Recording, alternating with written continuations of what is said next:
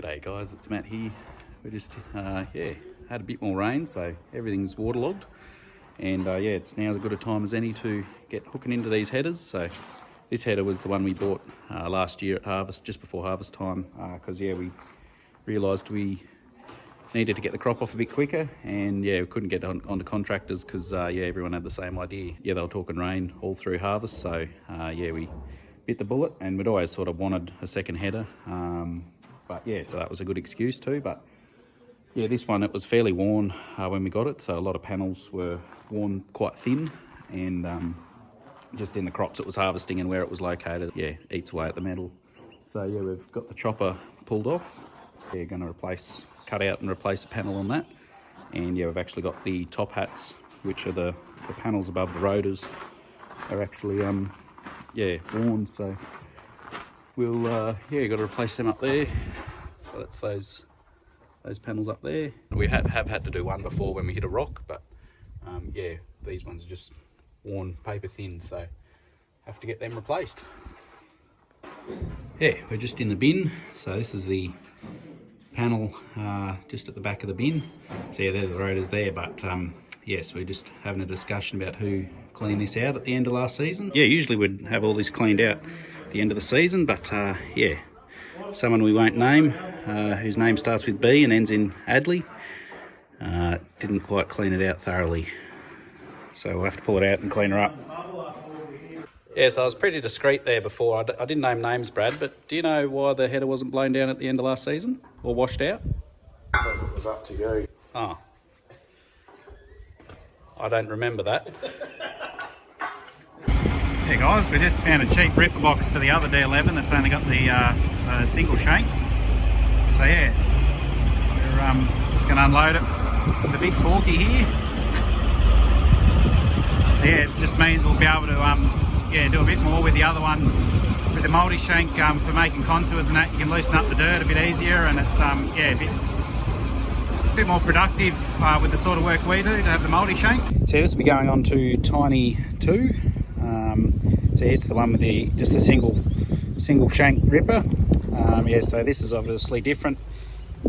The frame here that holds the ripper box is obviously different between the multi-shank and the single shank. So if you're swapping it over, you need this bit too. The rams are the same, thankfully. So we'll I think it's all looks fairly straight. No, it's a little bit worn in a couple of spots, but all in all, I think that'll be good. They looks like they cut the pins out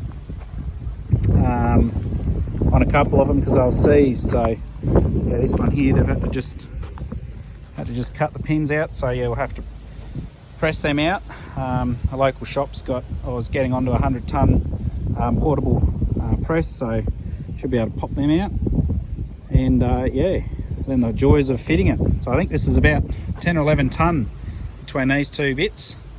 So she's fairly hefty. So when we bought this header last year, just before harvest, we knew we had a couple of days to spend on it. So we went around replacing a few bearings. We had a couple of bearings in the shaker shoe drive, and a few of those sort of fairly difficult ones to get and do, but we allowed a couple of days to do that, and we got quite a fair bit done before it came into harvest. But all this other stuff, it was in lentils, and that wears really hard on the machine. So a lot of the augers, and you can see there, we've just got a bit of it's just all worn through, quite thin. So previous owners have welded new patches up and all that. So there's quite a bit of that sort of stuff we've got to do just to keep it going. I probably can't delve too deeply into everything we're doing, but I'll just try and keep it sort of more of an update as we go. Otherwise it'll be like a 24-part series. So I'll keep it fairly simple, I think. Otherwise I'll get in trouble for being on the camera too much. Just gonna get the firefighter around here, wash it all down, clean it all up. In between the rotors up there. So I'm just going around and undoing all the trapdoors, just so water doesn't pool anywhere, and make a mess. Righto, got the firefighting trailer here. We'll climb up, and you always start from the top down, otherwise you cover what you've cleaned up in collecting all the gunk. So we'll start in the grain bin and work our way down.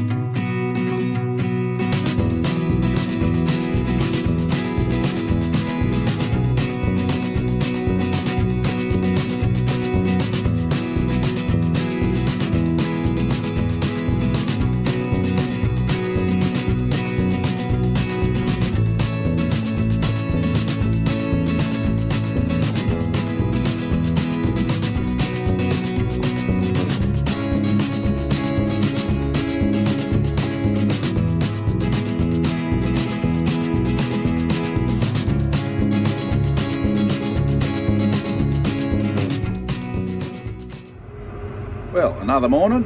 We're just moving the header around to just in front of the shed here where we can get to the back axle. We're going to just narrow the rear wheels so they're just a bit wide, and narrowing them, hopefully we can turn a bit sharper, and yeah, we'll get into it.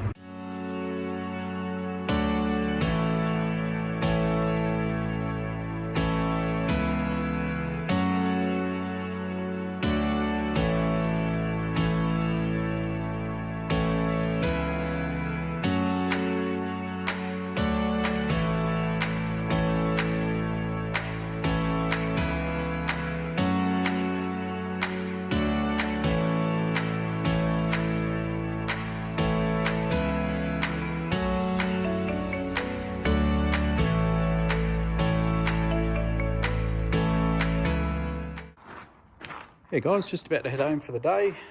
Yeah, so we've got the feeder house here, all the pulleys, yeah, sprockets and idlers and all the bits and pieces. Yeah, we all stripped that off and replaced the bearings in them.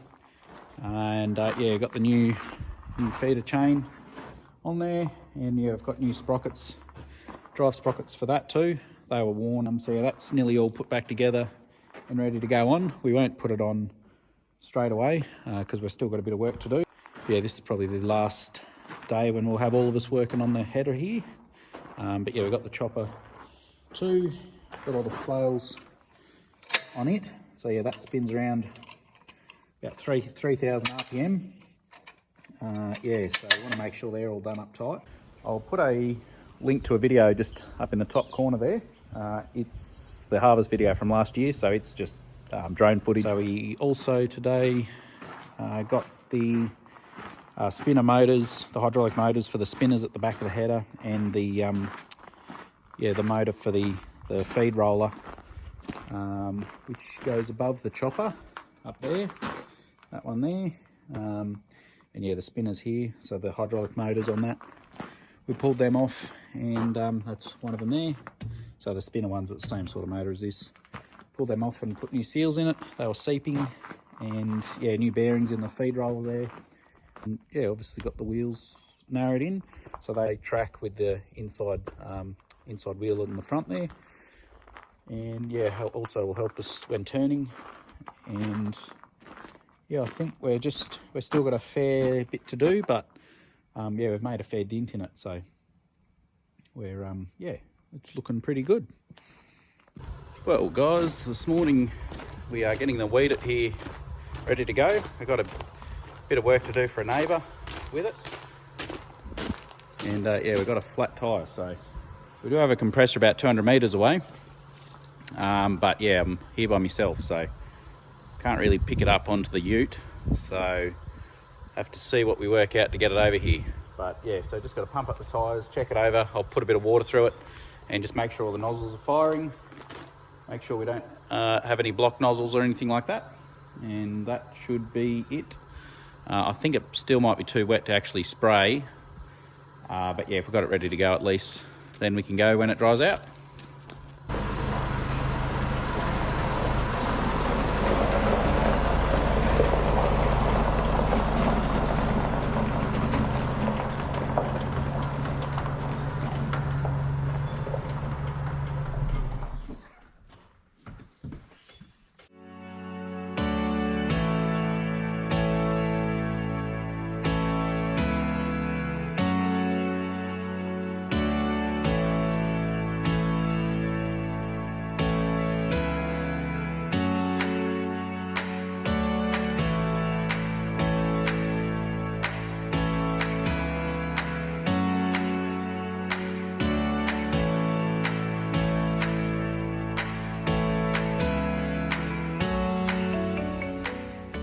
Righto, so we're over at the pump here.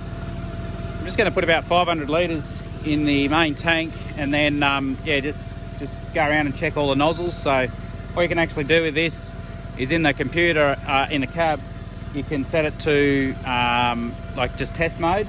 So that means you can get a leaf or something green, a weed or whatever it is, and run it under the cameras, and then it should bring on the nozzle directly behind it. So you can just run along and check all the nozzles that way. So yeah, I'm just going to do that just to make sure. Yeah, so you can't really tell if these have got a blocked nozzle when you're going along, so you've got to really make sure yeah, that it's all working before you get into it. Yeah, so we just got the sensor there, so got the green leaf, and I'll see if I can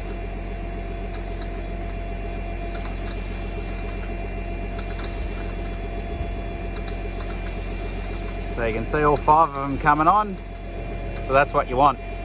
I do have, on this one here, I do have 2 block ones, so I'll see only 3 are coming on. So that end one's just dribbling a bit, so, and only these 3 are coming on.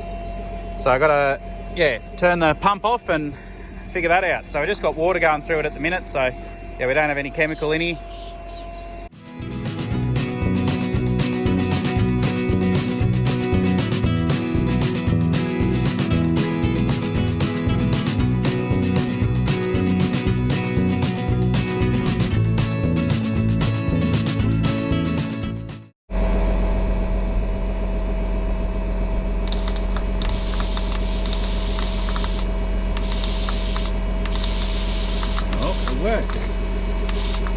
Hey guys, we got them all working.